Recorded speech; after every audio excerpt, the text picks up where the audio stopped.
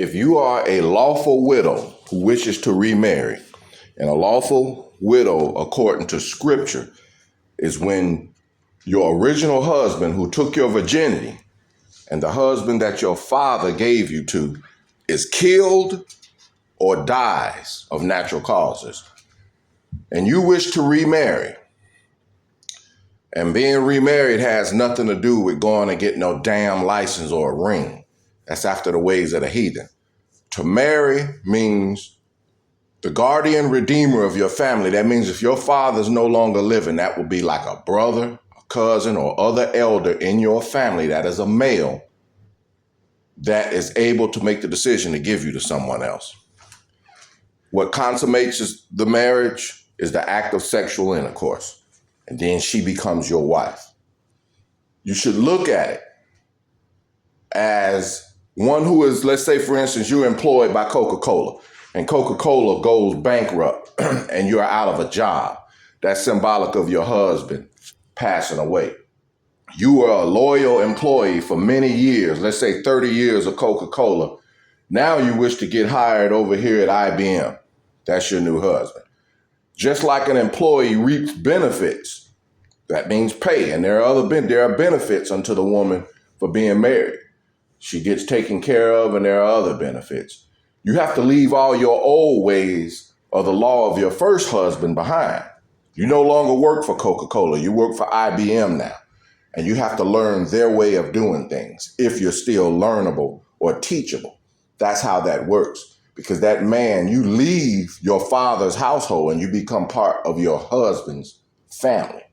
So if you're capable of that, and biblically a lawful widow is not going to be up in age. She's not going to be an elderly woman. Usually if your husband passed away at that time, it's best for you to stay a widow until death. But if you're a young widow, which means you still have the desires, you understand what we're talking about. And that's what the Apostle Shaul meant when he said it's better to marry than to burn. Everybody get that one out of context too, talking about going to hell. No, he said it's better to get you a husband rather than burn in your lust. You know, just like men have natural desires, women do too. But you cannot remarry if your husband's still alive, which is what most people have been deceived into thinking. If you divorce your husband, which you don't even have the power to do, Satan's children have deceived you. The power to divorce is an exclusive right given unto the man. Women have never been given the power to divorce. So if you think you're divorced and you done went and laid with somebody else, that's adultery. It ain't no basically to it. It's adultery. And any man that wishes to take on another wife, you can't divorce your wife to do that. No. And these demonic women, evil women talking about to leave your wife, that's contrary to scripture. No, if you can't take her in and take care of her as well, you shouldn't be having her. Because it was never a sin or unlawful for a man to have more than one wife. I wish you all would get that through your thick skulls. And all you ignorant niggas and ignorant pastors who preach against it, calling it wicked, you're calling all the righteous in scripture wicked, because almost every righteous man and patriarch in scripture had more than one wife. You calling King David wicked, a man who was after Yahuwah's own heart, and a man who Yahuwah himself said, I'm the one that increased your wives and delivered your master's wife into your bosom. Yahuwah told King David that. So getting back to this, you have to be teachable, because I was courting a widow once, and I saw, and she don't even know it. I kind of saw some ways about it, and I didn't bring it to her yet, that maybe her other husband didn't break her from them ways. And I have the discretion to see if I want to deal with that, or to see if she's even teachable to learn my ways, which are righteous ways, and learn the law of Yahuwah and keep his commandments and keep Passover. She still got a lot of that silly churchiness in her. And to be honest with you, if I don't think you're teachable, I'd rather, I'll remain the way I am rather than take you on, because, it's very late in the day. Just like Noah and a lot of other righteous men in the wicked day, they didn't even take a wife. They said, why take a wife when Yahuwah getting ready to destroy the earth? It was only after Yahuwah commanded Noah to take a wife that he went on and took Enoch's granddaughter, which was Naaman. She was like 80 years older than him. But getting back to the point, see, those are things that the false, wicked, nasty pastors of them pimp-ass whorehouses, the church, have mistaught you. Better to marry than to burn. Yeah, okay. Then you think going according to the heathen's law, putting on a ring, which is a tradition, and getting a piece of paper. But you think that makes you marry? Hell no. It's who your father gives you to. And if that didn't happen to you, yeah, ladies, body count matters. Because the man who took your virginity is your natural husband in the eyes of Yahuwah. And until he dies, you can't be remarried. That means you can't be laying with other men. And you men need to know that, because the fault ain't even put on the woman's head, because she's supposed to be submitted and in order. You're supposed to know that. And you going out here just laying with women for fun. Some you know have husbands, and even those you don't, not caring. I don't care whether you ignorant or not. It's still adultery. And there is a sin called the sin of ignorance. That means you're supposed to get your ass and study and learn Yahuwah's laws, because ignorance is also a sin. I'm telling you to make it easier for you. There's men like me that he caused to be born that did the studying for you. And we going to talk to you plainly, just like we on the street, nigga. You know, my nigga, we going to talk to you in a language we can understand as Hebrews. We don't learn Satan's children's ways. They haven't even mastered. They practice serial monogamy, getting married, divorcing, remarrying. That's nothing but adultery. But how ignorant can you be? All through scriptures, you see where the righteous had many wives. King Solomon, King David, wasn't nothing wicked. Those were the most righteous men on earth in their days. It's always been that way.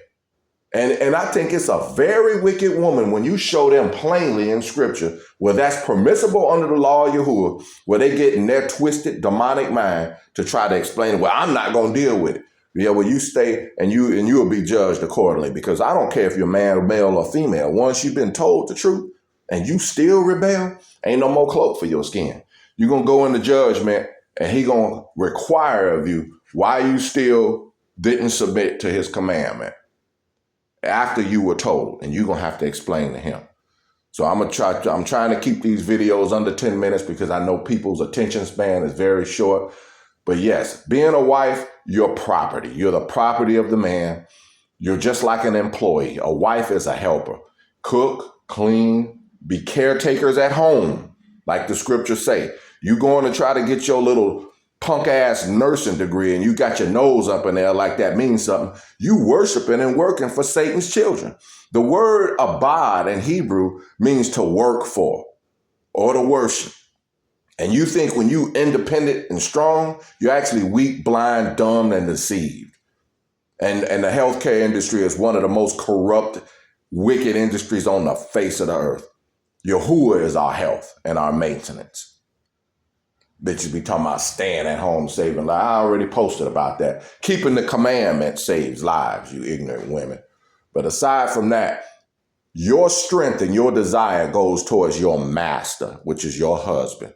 You do what he says, you please him in the ways that he wants to be pleased, and he is supposed to be able to groom you, which is the word where the word groom come from. Even at an early age, that's why we're supposed to take virgins to mold them into our way of doing things. I like my house clean this way. I like my food cooked this way. But we're supposed to also raise our daughters to be wives and helpers. All of you who don't like what I'm saying, you take it up with Yahuwah, because this is his eternal law, and it ain't gonna change. You've loved and you've learned the ways of the heathen so much until when someone tell you the righteous ways, the ways that the Ruach teaches, you get offended and you don't like it. Even like I say, that J word. You despise his name because you've been marked by the beast already. Because remember, the mark of the beast is the mark of a name. Been saying that forever.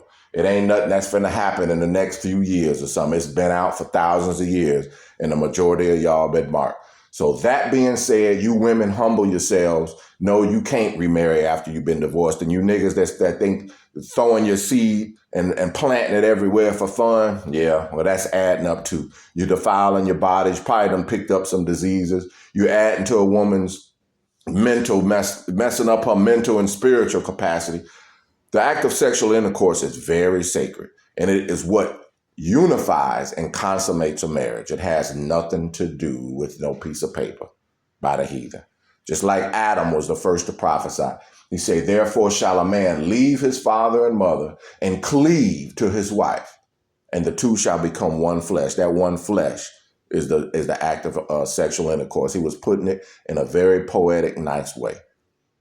So when you join with your wife, become intimate, like as in one flesh, that's what consummates it. And she belongs to you, not the other way around. The husband, the master don't belong to the help.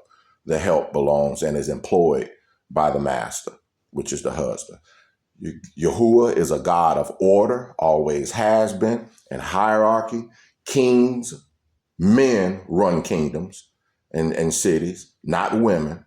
And then there's order. Men go out to war, not women. Handling weapons is an attribute of men, not women. So like he said, any woman that puts on a man's garments is an abomination. That means you doing shit that pertain to men. I see bitches outside changing oil and shit and working, ratcheting on cars and, at the firing range. That's an abomination. Get your ass in the kitchen and make a sandwich. Go fold some clothes. Be humble. Be sexy around the house. Be soft-spoken and quiet. Be seen, which was part of your design, to be a man's comfort. We're the ones that take on the world. When we come back to our household, you're supposed to be our comforters and our workers. So that's it. Straight talk, just a thought, and the truth. That's all I'm going to say.